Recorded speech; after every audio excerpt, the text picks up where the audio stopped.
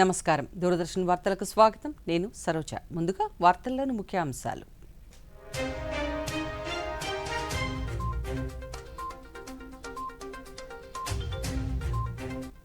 నోయిడాలో అంతర్జాతీయ విమానాశ్రయం టెర్మినల్ 1ను ప్రారంభించిన ప్రధానమంత్రి. ఈ విమానాశ్రయంతో రైతులు, చిరు ఉద్యోగులకు మేలు జరుగుతుందన్న నరేంద్ర మోదీ. ఆంధ్రప్రదేశ్ రాజధానిగా అమరావతికి చట్టబద్ధత కల్పించాలని కేంద్రాన్ని కోరుతూ చేసిన తీర్మానానికి శాసనసభ ఏకగ్రీవ ఆమోదం. రాష్ట్ర వ్యాప్తంగా స్వర్ణాంధ్ర, స్వచ్ఛాంధ్ర కార్యక్రమాలు. ప్రధానమంత్రి మన్ కీ బాత్ రేపు ఉదయం 11 గంటలకు ప్రసారం. వివరాలు చూద్దాం. విజయానికి సులభ మార్గాలు ఉండవని, జీవితాన్ని సరైన పద్ధతిలో నిర్వహించుకోవడం అత్యవసరమని ఉపరాష్ట్రపతి సిపి రాధాకృష్ణన్ అన్నారు. జార్ఖండ్ పర్యటనలో భాగంగా ఖుంటీలోని ఉలిహటు గ్రామంలోని భగవాన్ బిర్సా ముండా విగ్రహానికి ఉపరాష్ట్రపతి పుష్పాంజలి ఘటించి నివాళులర్పించారు. ఆయన వారసులతో ముచ్చటించి వారి పిల్లలతో సమయం గడిపారు. అనంతరం రాజధాని రాంచీలో ఐఐఎం రాంచీ 15వ స్నాతకోత్సవానికి హాజరయ్యారు. ఈ సందర్భంగా ఆయన మాట్లాడుతూ విద్యార్థులు నైపుణ్యాన్ని పెంచుకుంటూ 10 మందికి ఉపాధి కల్పించే స్థితికి వెళ్లాలన్నారు. Initiatives. Education, especially management education, must go beyond boardrooms and balance sheets. When we say you should go beyond balance sheets, don't think that balance sheet is not important. Balance sheet is very important, but your mind and your dedication should go beyond the balance sheet also. How to improve the balance sheet? Not by shortcut methods. How to improve the balance sheet is by doing hard work and following the right path for improving the balance sheet. That is what is management. Never take shortcuts that may give you, but Udaan పథకంతో విమానాశ్రయాలు నిర్మించడమే కాకుండా విమాన ప్రయాణ ఛార్జీలు సాధారణ కుటుంబాలకు అందుబాటులో ఉండేలా ప్రభుత్వం నిరంతరం కృషి చేస్తోందని ప్రధానమంత్రి నరేంద్ర మోదీ పేర్కొన్నారు. ఉత్తరప్రదేశ్లోని జేవార్లో తొలి దశలో పూర్తయిన నోయిడా అంతర్జాతీయ విమానాశ్రయ టెర్మినల్ భవనాన్ని ప్రధాని ప్రారంభించారు. ఈ సందర్భంగా ప్రధాని మాట్లాడుతూ ఉడాన్ పథకం కింద టికెట్లు బుక్ చేసుకుని 1,60,00,000 మందికి పైగా పౌరులు తక్కువ ధరలకే విమాన ప్రయాణం చేశారని పేర్కొన్నారు. ఇటీవలే కేంద్ర ప్రభుత్వం సుమారు 29,000 కోట్ల రూపాయలకు ఆమోదంతో ఉడాన్ పథకాన్ని మరింత విస్తరించింది. దీని కింద రాబోయే ఏళ్లలో చిన్న నగరాలలో 100 కొత్త విమానాశ్రయాలు, 200 కొత్త హెలీప్యాడ్లు నిర్మితమవుతాయని ప్రధాని వివరించారు.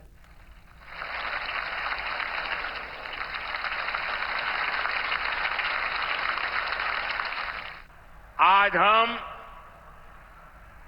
विकसित यूपी, विकसित भारत अभियान का एक नया अध्याय शुरू कर रहे हैं. देश का सबसे बड़ा प्रदेश आज देश के सबसे अधिक इंटरनेशनल एयरपोर्ट्स वाले राज्यों में से एक हो गया है. और आज मेरे लिए गर्व और प्रसन्नता के 2 कारण हैं. एक तो ये है, इस एयरपोर्ट का शिलान्यास भी करने का सौभाग्य आप सबने मुझे दिया था और आप सबने इस एयरपोर्ट के उद्घाटन का सौभाग्य भी मुझे दिया. लेकिन मैंने उस सौभाग्य को आपके साथ बांट दिया और आपके हाथों से उद्घाटन करवा दिया. दूसरा, जिस उत्तर प्रदेश ने मुझे अपना प्रतिनिधि चुना, जिस उत्तर प्रदेश ने मुझे सांसद बनाया, उसकी पहचान के साथ, उस उत्तर प्रदेश की पहचान के साथ इस भव्य एयरपोर्ट का नाम भी जुड़ गया. ఏ దేశంలోనైనా విమానాశ్రయాలు కేవలం ప్రాథమిక సౌకర్యాలు మాత్రమే కాదు, అవి ప్రగతికి ఎంతో ఊతమిస్తాయి. భారతదేశంలో అత్యధిక అంతర్జాతీయ విమానాశ్రయాలు కలిగిన రాష్ట్రాలలో ఉత్తరప్రదేశ్ ఒకటిగా ఆవిర్భవించింది. భారత విమానయాన రంగానికి ప్రధాన మైలురాయిగా నిలుస్తోంది. గౌతమ్ బుద్ధనగర్ జిల్లా జేవార్లోని నోయిడా అంతర్జాతీయ విమానాశ్రయాన్ని ప్రధానమంత్రి నరేంద్ర మోదీ ఈరోజు ప్రారంభించారు. ఈ నేపథ్యంలో ఆ విశేషాలను ఇప్పుడు చూద్దాం.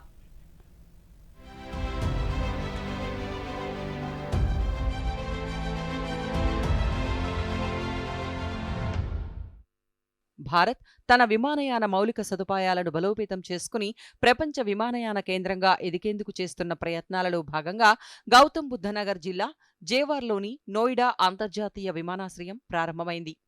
ఎన్సీఆర్కు ఒక కీలక అంతర్జాతీయ ప్రవేశ ద్వారంగా భావిస్తున్న ఈ విమానాశ్రయం ఇందిరాగాంధీ అంతర్జాతీయ విమానాశ్రయానికి అనుబంధంగా ఈ ప్రాంతానికి 2వ అంతర్జాతీయ విమానాశ్రయంగా పనిచేస్తోంది. ఈ 2 విమానాశ్రయాలు కలిసి ఒక సమీకృత విమానయాన వ్యవస్థగా పనిచేస్తూ రద్దీని తగ్గించి ప్రయాణికుల సామర్థ్యాన్ని పెంచుతాయని భావిస్తున్నారు. నోయిడా అంతర్జాతీయ విమానాశ్రయం ఆగ్రా, మధుర, అలీగఢ్, ఘజియాబాద్, ఇటావా, ఫరీదాబాద్ సహా పశ్చిమ యూపీలోని వివిధ జిల్లాలకు ప్రయోజనం చేకూర్చబోతోందని, ఈ విమానాశ్రయం పశ్చిమ ఉత్తరప్రదేశ్లోని రైతులకు, చిన్న మధ్యతరహా పరిశ్రమలకు, యువతకు అనేక కొత్త అవకాశాలను అందిస్తుంది. నోయిడా అంతర్జాతీయ విమానాశ్రయం దేశంలోని అతిపెద్ద గ్రీన్ఫీల్డ్ విమానాశ్రయ ప్రాజెక్టులలో ఒకటి.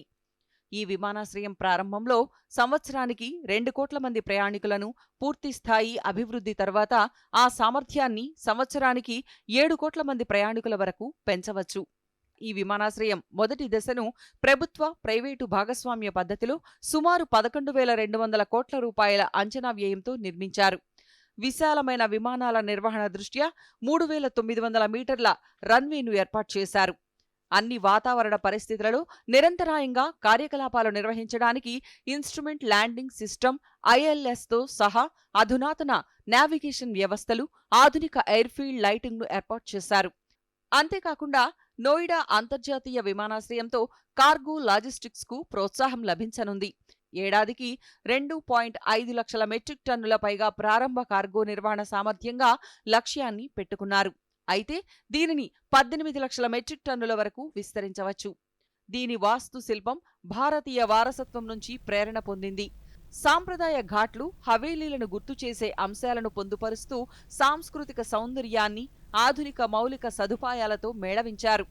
యమునా ఎక్స్ప్రెస్ వేకు సమీపంగా వ్యూహాత్మక ప్రదేశంలో ఉన్న నోయిడా అంతర్జాతీయ విమానాశ్రయం ప్రయాణికులు, సరుకు రవాణాకు సౌకర్యంగా ఉంటుంది.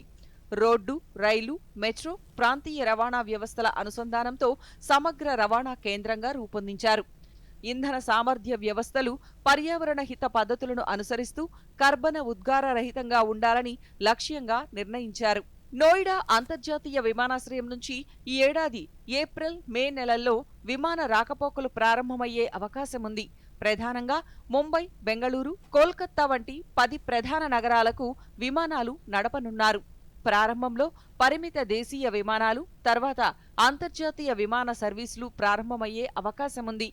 ఢిల్లీ నుంచి సుమారు 60 నుంచి 80 కిలోమీటర్లకు పైగా దూరమున్న నోయిడా అంతర్జాతీయ విమానాశ్రయానికి Yamuna express way, Delhi Noida direct flyway, Noida greater Noida express way మార్గాన్ని అనుసరించడం సులభంగా చేరుకోవచ్చు. ప్రయాణికులు తమ గమ్యస్థానాన్ని బట్టి ఢిల్లీలోని ING విమానాశ్రయం లేదా కొత్త నోయిడా విమానాశ్రయాన్ని ఎంచుకోవచ్చు.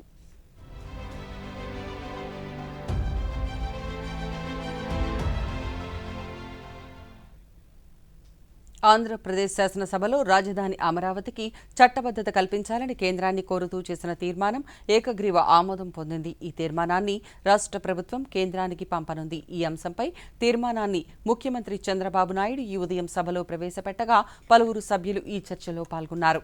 ఈ చర్చకు ముఖ్యమంత్రి సమాధానమిస్తూ పార్లమెంటు సాక్షిగా అమరావతిని అభివృద్ధి చేస్తామని ప్రధానమంత్రి చెప్పారని ముఖ్యమంత్రి తెలిపారు. 58 రోజులలో 38,000 ఎకరాలను రాజధాని కోసం సేకరించామని, రాజధాని నిర్మాణానికి భూములిచ్చిన రైతులకు ముఖ్యమంత్రి ధన్యవాదాలు తెలిపారు. అనంతరం సభ నిరవధిక వాయిదా పడింది.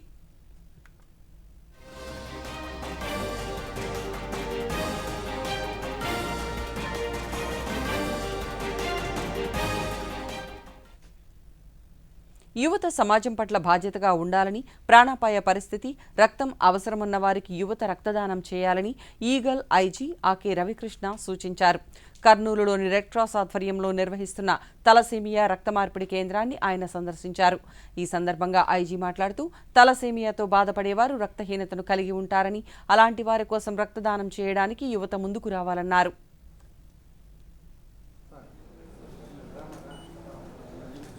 ఈరోజు రెడ్ క్రాస్ కర్నూలు ఆఫీస్ని సందర్శించడం, అదేవిధంగా తలసేమియా రక్త మార్పిడి కేంద్రాన్ని కూడా సందర్శించడం జరిగింది. గతంలో నేను కర్నూలు ఎస్పీగా చేసినప్పటి నుంచి ఇక్కడ రెడ్ క్రాస్ వాళ్ళతోని చాలా అనుబంధం ఉండేది. అప్పట్లోని ఈ రక్తం కోసం ఎవరు చనిపోకూడదు, రక్తం లేదని చెప్పేసి ఒక ఉద్యమం కింద జిల్లా పోలీసులు, అదేవిధంగా రెడ్ క్రాస్, ఇతర సంస్థలు, ఎన్జిఓస్ అందరూ కలిసి ప్రత్యేకంగా రక్తదానాన్ని విస్తృతంగా మనం అప్పట్లోని ప్రచారం చేయడం జరిగింది. అదేవిధంగా ఇటీవల కాలంలో తలసేమియా పేషెంట్ల కోసం కూడా ఇక్కడ ప్రత్యేకంగా శ్రద్ధ తీసుకుని వాళ్ళ కోసం ఒక రక్త మార్పిడి కేంద్రాన్ని కూడా ఏర్పాటు చేశారు. వాళ్ళకి ప్రత్యేకంగా అభినందనలు, ధన్యవాదాలు. ఈ రెడ్ క్రాస్ సంబంధించిన వాళ్ళందరికీ కూడా ప్రత్యేకంగా శుభాకాంక్షలు. ఎందుకంటే మనం చాలా మంచి వర్క్ చేస్తున్నారు. భవిష్యత్తులో కూడా వీళ్ళతో కలిసి ఈ రక్తదానాన్ని ఒక ప్రత్యేకంగా రాష్ట్ర వ్యాప్తంగా ఉద్యమంగా తీసుకెళ్లాలని కోరుకుంటున్నాను. అమరావతిని రాష్ట్ర రాజధానిగా చట్టబద్ధత కల్పించేందుకు శాసనసభలో ఏకగ్రీవ తీర్మానం చేయడం భవిష్యత్తులో ఏర్పడే అనిశ్చితులకు చెక్ పెట్టే దిశగా ఒక కీలక నిర్ణయమని 20 సూత్రాల కార్యక్రమం చైర్మన్ లంకా దినకర్ పేర్కొన్నారు. అమరావతిలోని రాష్ట్ర సచివాలయంలో ఈ అంశంపై ఆయన మాట్లాడుతూ ఇది ఆంధ్రప్రదేశ్ ప్రజల ఆశయాలకు బలమైన భరోసా కల్పించే ముందడుగు అని వ్యాఖ్యానించారు. ఏపీ పునర్వ్యవస్థీకరణ చట్టం సెక్షన్ 5లో ఉన్నటువంటి సబ్ సెక్షన్ 2ను అమెండ్మెంట్ చేయటము, 2 అంశాలు ముఖ్యంగా రాజధాని అనే ప్రాంతం దగ్గర అమరావతిని అనేటటువంటి పదాన్ని జతపరచటము, అలాగే సబ్ సెక్షన్ 2లో అమరావతి ప్రాధికార సంస్థ సిఆర్డీఏకి సంబంధించి 2014లో ఏదైతే చట్టము చేసి అమరావతి ప్రాధికారిక సంస్థ ద్వారా సిఆర్డీఏని ఏదైతే దాన్ని రికగ్నైజ్ చేశారో దాన్ని ఆమోదపరుస్తూ రాజధానిగా ఒక ఏదైతే తీర్మానాన్ని చేసి కేంద్ర ప్రభుత్వానికి పంపించడం ద్వారా ఆ సవరణల్ని విభజన చట్టంలో, పునర్వ్యవస్థీకరణ చట్టంలో సెక్షన్ 5లో చేయాలి అనేటటువంటి ఒక మూల ఉద్దేశంతో ముఖ్యమంత్రి చంద్రబాబు నాయుడు గారు ఈ అంశాన్ని ఈరోజు తీసుకోవడం జరిగింది. అయితే కేంద్ర ప్రభుత్వం ప్రధానమంత్రి రాష్ట్ర వ్యాప్తంగా స్వర్ణాంధ్ర స్వచ్ఛాంధ్ర కార్యక్రమాన్ని నిర్వహించారు. జిల్లా కలెక్టర్లు, ఇతర అధికారులు ప్రభుత్వ పాఠశాలలు, కార్యాలయాలు, అంగన్వాడీ కేంద్రాల పరిసర ప్రాంతాలలో చెత్తను శుభ్రం చేసి మొక్కలు నాటారు. ఆ వివరాలను ఇప్పుడు చూద్దాం. నంద్యాల జిల్లాను స్వచ్ఛ జిల్లాగా మార్చడమే లక్ష్యంగా పనిచేస్తున్నామని జిల్లా కలెక్టర్ రాజకుమారి గణియా పేర్కొన్నారు. స్వర్ణాంధ్ర స్వచ్ఛాంధ్ర కార్యక్రమంలో భాగంగా దేవనగర్లో తడి చెత్త, పొడి చెత్తపై మున్సిపల్ హైస్కూల్లో అవగాహన ర్యాలీ నిర్వహించగా కలెక్టర్ పాల్గొన్నారు. మొక్కలు నాటారు. జిల్లాలోని ప్రభుత్వ పాఠశాలలు, కార్యాలయాలు, అంగన్వాడీ కేంద్రాలు, సంక్షేమ వసతి గృహాలను ఈ కార్యక్రమంలో చేర్చినట్లు తెలిపారు. విద్యార్థుల భాగస్వామ్యంతో స్వర్ణాంధ్ర స్వచ్ఛాంధ్రలో ఉత్తమ ఫలితాలు సాధించవచ్చునని తిరుపతి నగరపాలక సంస్థ కమిషనర్ ఎన్ మౌర్య తెలిపారు. తిరుపతిలోని ఎస్వీయు ఆడిటోరియం వద్ద జీరో వేస్ట్ ఇన్స్టిట్యూషన్స్ బృందంతో చెత్త నిర్వహణపై విద్యార్థులకు అవగాహన కార్యక్రమాన్ని నిర్వహించారు. గత 7 ఏళ్లుగా నగరంలో సింగిల్ యూజ్ ప్లాస్టిక్ నిషేధాన్ని అమలు చేస్తున్నామన్నారు. శ్రీ సత్యసాయి జిల్లాలో పరిసరాల పరిశుభ్రతపై భారీ సైకిల్ ర్యాలీని నిర్వహించారు. సైకిల్ తొక్కుతూ కలెక్టర్ ర్యాలీలో పాల్గొన్నారు. జిల్లాను ప్లాస్టిక్ రహితంగా మార్చడం మనందరి బాధ్యత అని, సైక్లింగ్ వలన శారీరక ఆరోగ్యం మెరుగుపడడంతో పాటు పర్యావరణానికి కూడా ఎంతో మేలు జరుగుతుందన్నారు. గుంటూరు జిల్లా చిలకలూరిపేటలోని బాలుర వసతి గృహంలో వేస్ట్ మేనేజ్మెంట్ పిట్ను స్వచ్ఛాంధ్ర కార్పొరేషన్ చైర్మన్ పట్టాభి ప్రారంభించారు. ఈ సందర్భంగా ఆయన మాట్లాడుతూ ప్రతి నెలా చేపడుతున్న స్వచ్ఛాంధ్రలో ఈ నెల నెట్ జీరో థీమ్తో ముందుకు వెళుతున్నామన్నారు. ప్రభుత్వ, ప్రైవేటు కార్యాలయాలు, సంస్థలలోని వ్యర్థాలను సమర్థవంతంగా పునర్వినియోగించాలని చిత్తూరు జిల్లా అసిస్టెంట్ కలెక్టర్ సి నరేంద్ర పడేల్ తెలిపారు. మురకంబుట్టలోని ఏపీ మైనారిటీ రెసిడెన్షియల్ పాఠశాలలో నిర్వహించిన స్వర్ణాంధ్ర స్వచ్ఛాంధ్రలో ఆయన మాట్లాడుతూ ప్రతిరోజు ఉత్పత్తి అయ్యే వ్యర్థాలను తడి, పొడిగా వేరుచేసి కంపోస్టింగ్ చేయడం ద్వారా ఇంటి పెరడుకు మంచి ఎరువును అందించవచ్చన్నారు. కర్నూలులోని ఓ కళాశాలలో జీరో వేస్ట్ ఇన్స్టిట్యూషన్స్ అంశంపై పొడి, తడి వ్యర్థాలు, ప్రత్యేక సంరక్షణపై అవగాహన సదస్సు నిర్వహించారు. ఈ కార్యక్రమంలో జిల్లా collector doctor A. Siri, joint collector Nurul Khamar, municipal commissioner Vishwanath పాల్గొన్నారు. పరిసరాలను శుభ్రపరిచే కార్మికులు కూడా ఆరోగ్యంగా ఉండాలని పశ్చిమ గోదావరి జిల్లా కలెక్టర్ చెదలవాడ నాగరాణి పేర్కొన్నారు. పశ్చిమ గోదావరి జిల్లా భీమవరం మున్సిపల్ కార్యాలయ ఆవరణలో శానిటేషన్ సిబ్బంది వైద్య శిబిరంలో కలెక్టర్ మాట్లాడుతూ గ్రామాలు, పట్టణాలు అన్ని స్థాయిలలో శుభ్రతను సాధించడం ద్వారానే రాష్ట్రాన్ని స్వర్ణాంధ్రప్రదేశ్గా తీర్చిదిద్దగలమన్నారు. ఇప్పుడు స్వల్ప విరామం. చాయ్ తీసుకోండి. అరే ఈఎంఐ, అద్దె, మందులు ఎలా మేనేజ్ చేయను? ఒక ఉపాయం ఉంది, చాలా డబ్బు దొరుకుతుంది. ఏంటి? నీ బ్యాంకు డీటెయిల్స్ ఇవ్వు, కొంతమంది డబ్బు పంపిస్తారు. తర్వాత వాళ్ళు చెప్పిన అకౌంట్ లోకి ట్రాన్స్ఫర్ చేయి. కమిషన్ నీది. ఇంత సులువా? అరే ఏమి ఈజీ. ఇతను మనీ మ్యూల్ లాంటి అక్రమ డబ్బుని ఇతర ఖాతాల ద్వారా తిప్పుతారు. ఇతను అపరాధి. అపరాధమా? జైల్లో పాత్రలు తోమాల్సి వస్తుంది. వద్దు బాబు వద్దు, జైలుకి వెళ్ళను. ఆర్బీఐ అంటుంది. విషయాలు తెలుసుకోండి, జాగరూకంగా ఉండండి. విరామం అనంతరం వార్తలకు పునః స్వాగతం. విద్యార్థుల ఆలోచనలకు పదును పెడితే అద్భుత ఆవిష్కరణలు రూపుదిద్దుకుంటాయని AP NIT in charge director professor doctor N V Ramana Rao పేర్కొన్నారు. పశ్చిమ గోదావరి జిల్లా ఏపీ నిట్ విద్యా సంస్థలలోని ఎలక్ట్రికల్ ఇంజనీరింగ్ విభాగం ఆధ్వర్యంలో జెనెసిస్ 2.0 స్టార్టప్ ఐడియా ఎక్స్పో 2026 కార్యక్రమాన్ని ఘనంగా నిర్వహించారు. ఈ సందర్భంగా ఎన్వి రమణారావు మాట్లాడుతూ దేశ భవిష్యత్తు యువ తరానిదేనని, సరికొత్త ఆలోచనలతో వారు ముందడుగు వేయాలని సూచించారు.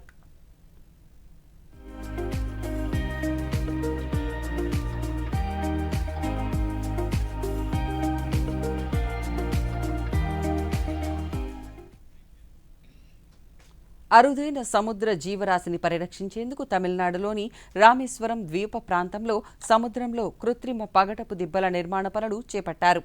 తీర ప్రాంత జిల్లాలలోని అరుదైన సముద్ర జీవజాతులను పరిరక్షించేందుకు మత్స్యశాఖ ఈ కృత్రిమ పగడపు దిబ్బలను ఏర్పాటు చేయనుంది. అంతరించిపోతున్న ఈ దిబ్బలను రక్షించడానికి కేంద్ర, రాష్ట్ర ప్రభుత్వాలు వివిధ కార్యక్రమాలను అమలు చేస్తున్నాయి.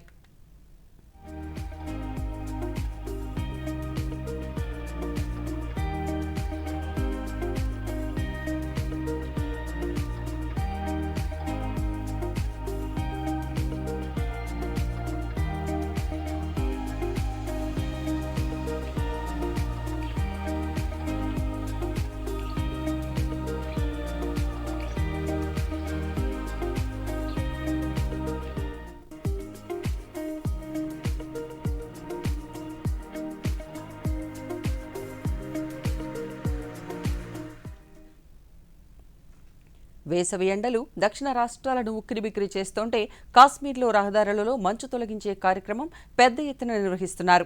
మంచుతో కప్పబడిపోయిన బదేర్వా పఠాన్కోట్ రహదారిని తిరిగి తెరిచేందుకు బోర్డర్ రోడ్స్ ఆర్గనైజేషన్ మంచు తొలగింపు కార్యక్రమాన్ని చేపడుతోంది. ఈ రహదారులలోని గుల్దండా నుంచి ఛత్తర్గఢ్ కనుమ వరకు గల మార్గంలో 6 నుంచి 8 అడుగుల మేర మంచు కురవడంతో వాహనాల రాకపోకల కోసం ఈ రహదారిని మూసివేశారు. 9,555 అడుగుల ఎత్తులో ఉన్న గుల్దండా, 11,000 అడుగుల ఎత్తులో ఉన్న ఛట్టర్గల్లా కనుమల వంటి ప్రముఖ పర్యాటక ప్రాంతాలలో మంచు తొలగింపు పనుల కోసం బీఆర్ఓ అత్యాధునిక యంత్రాలను వినియోగిస్తోందని అధికారులు తెలిపారు. ఈ రహదారులలో రాకపోకల పునరుద్ధరణ జరిగితే వేసవి నుంచి సేద తీరడానికి మంచు ప్రాంతాలకు వెళ్లే పర్యాటకులకు ప్రయోజనం చేకూరుతుంది.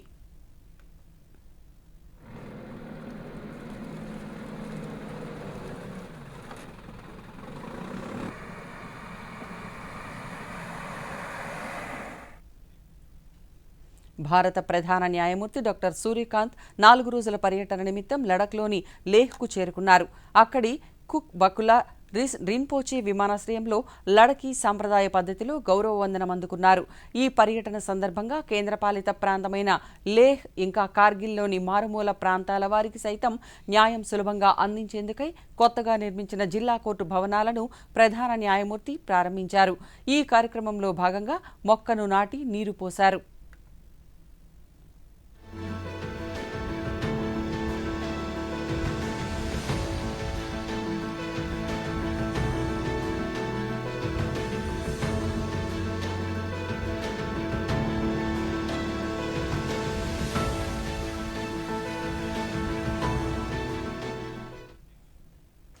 కాశ్మీర్లో శిక్షణ పొందుతున్న కళాకారులు తయారు చేసిన చేతి వస్తువులను ప్రదర్శించడానికి ప్రభుత్వం ఒక వేదిక ఏర్పాటు చేసింది. ఇందులో చేతిలో చేసిన అనేక వస్తువులను తక్కువ ధరలలో అందుబాటులో ఉంచారు. మెషిన్తో కాకుండా చేతితో నేసిన చీరలు, జంపకానాలు, కార్పెట్లు, చేతి సంచులు, అలంకార వస్తువులు, రజాయిలు ఎంతో శ్రమ కోర్చి చేసినవే. ఈ వస్తువులను పరిసర ప్రాంత ప్రజలు కొనుగోలు చేయడం ఎంతో సంతోషంగా ఉండడమే కాకుండా ప్రోత్సాహకంగా ఉందని వారంటున్నారు. అలానే ఇలాంటి ప్రదర్శనలు మరిన్ని ఏర్పాటు చేయడం వలన అనేక మందికి ఉపాధి కలుగుతుందని వారు అంటున్నారు.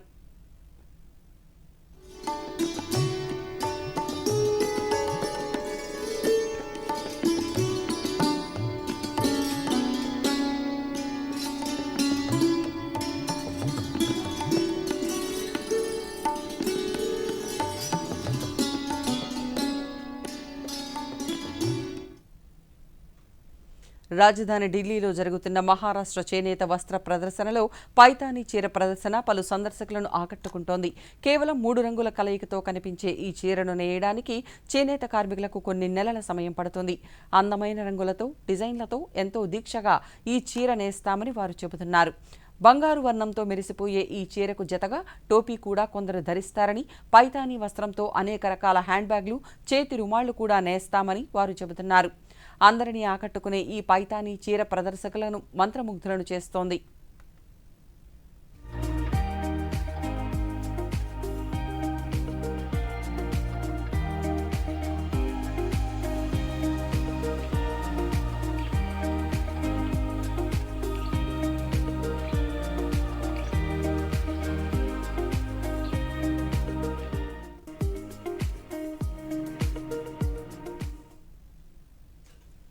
దేశ పౌరులందరికీ మెరుగైన, వేగవంతమైన వైద్య సేవలు అందించడమే లక్ష్యంగా కేంద్ర ప్రభుత్వం ఆయుష్మాన్ భారత్ డిజిటల్ మిషన్ను అమలు చేస్తోంది.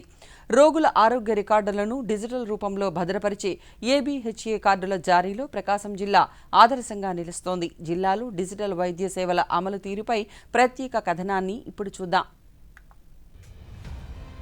సాంకేతికతతో కూడిన వైద్యం సామాన్యుడికి చేరువ కావడమే ఆయుష్మాన్ భారత్ డిజిటల్ మిషన్ ప్రధాన ఉద్దేశం. ఇందులో ప్రకాశం జిల్లా ఈ డిజిటల్ విప్లవంలో ముందంజలో ఉంది.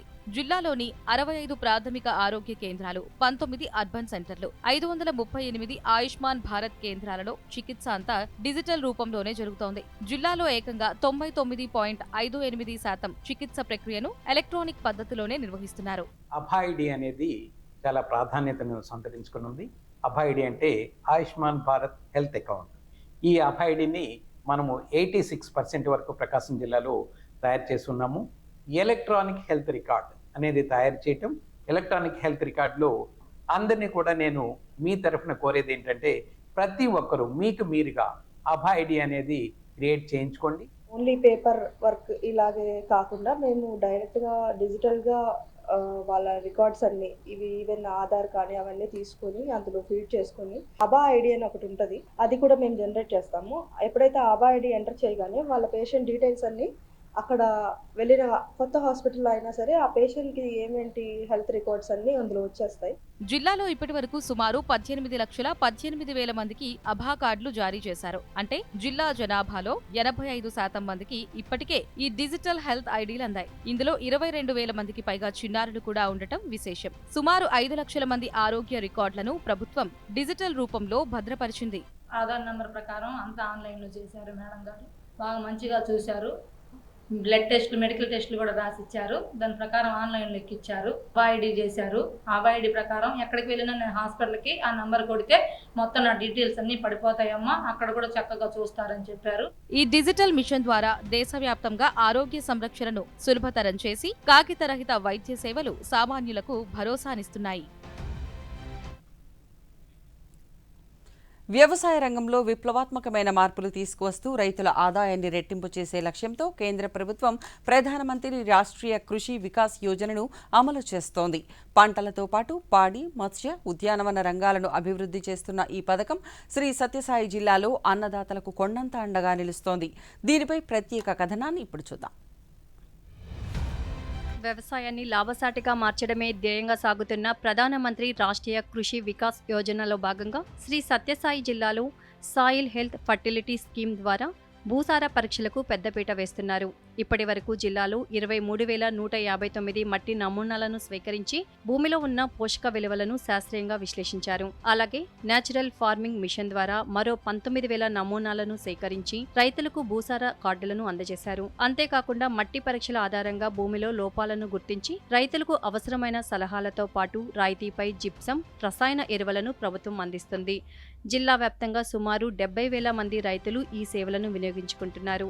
సాగునీటి ఎద్దడిని అధిగమించేందుకు పవర్ డ్రాప్, మోర్ క్రాప్ పథకం కింద డ్రిప్పులు, స్ప్రింక్లర్లను భారీ రాయితీతో పంపిణీ చేస్తున్నారు. ముఖ్యంగా soil health and fertility scheme కింద రైతులకు ముఖ్యంగా భూమిలో ఉన్నటువంటి పోషకాలు తెలుసుకోవడానికి కోసం అని చెప్పేసి ఈ సంవత్సరంలోనే దాదాపు మనం 23,159 సాయిల్ శాంపిల్స్ కలెక్ట్ చేసి వాటి యొక్క ఫలితాలు కూడా రైతులకు అందించడం జరుగుతుంది.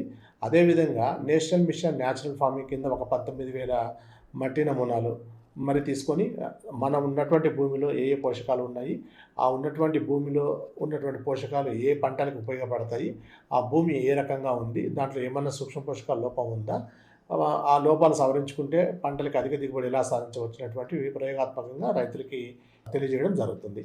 జిల్లాలో ఇప్పటి వరకు 12,531 హెక్టార్ల విస్తీర్ణంలో డ్రిప్, స్ప్రింక్లర్ వ్యవస్థను ఏర్పాటు చేశారు. దీని ద్వారా సుమారు 10,328 మంది రైతులు లబ్ధి పొందారు. తక్కువ నీటితో ఎక్కువ దిగుబడి సాధిస్తూ ఆర్థికంగా నిలదొక్కుంటున్నారు. కేవలం సాగునీటి సౌకర్యాలే కాకుండా ఆధునిక వ్యవసాయ పనిముట్లను కూడా రాయితీపై అందిస్తుండటంతో సాగు వ్యయం గణనీయంగా తగ్గుతుంది. రైతు నా యొక్క పొలంలో పోషకాల విలువలు తెలుసుకోవాలా సార్ అనుకున్నప్పుడు ఆ యొక్క సాయిల్ని, మట్టి శాంపుల్ని తీసేసి ల్యాబ్ పంపించి వారికి వచ్చిన ఆ పోషక విలువలు ఎలా ఉన్నాయనేది ఆ యొక్క ల్యాబ్ పరిశీలనలో తెలుసుకొని దాని ద్వారా ఎటువంటి పోషకాలు వేసుకోవాలని చెప్పేసి కూడా కొన్ని విషయాలు వాళ్ళకి తెలియజేయడం జరుగుతూ ఉంటుంది. వసంతకాలం ప్రారంభం కావడంతో జమ్మూ కాశ్మీర్లోని పట్నీటాప్ సనాసర్ రహదారిపై నుంచి మంచు తొలగిపోవడంతో గిన్నె ఆకారంలో ఉండే సనాసర్ లోయను పర్యాటకులు సందర్శించడం మొదలుపెట్టారు.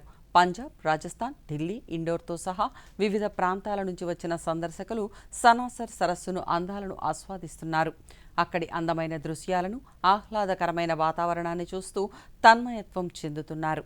చేపలకు ఆహారం వేయడం, బోటింగ్, గుర్రపు స్వారీ, తులిప్ గార్డెన్ను సందర్శించడం వంటి కార్యకలాపాలలో విహరిస్తున్నారు.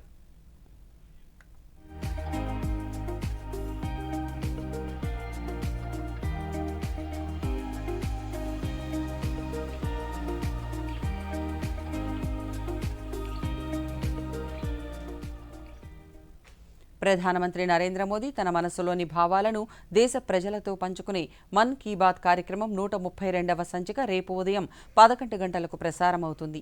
ఆకాశవాణి సమన్వయంతో దూరదర్శన్ ఛానళ్లు మన్ కీ బాత్ కార్యక్రమాన్ని ప్రసారం చేస్తాయి. ఈ కార్యక్రమ తెలుగు అనువాదం వెనువెంటనే దూరదర్శన్ సప్తగిరిలో ప్రసారమవుతుంది. మన్ కీ బాత్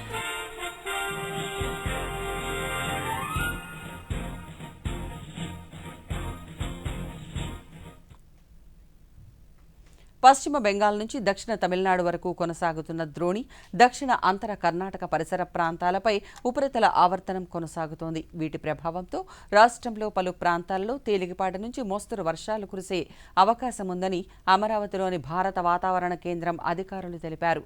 అలాగే గంటకు 30 నుంచి 50 కిలోమీటర్ల వేగంతో ఈదురుగాలులు వీచే అవకాశం ఉందని అధికారులు తెలిపారు.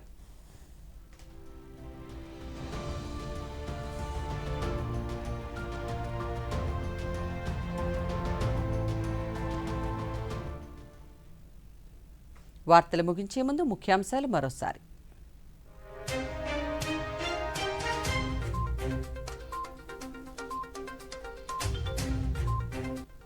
నోయిడాలో అంతర్జాతీయ విమానాశ్రయం టెర్మినల్ 1ను ప్రారంభించిన ప్రధానమంత్రి.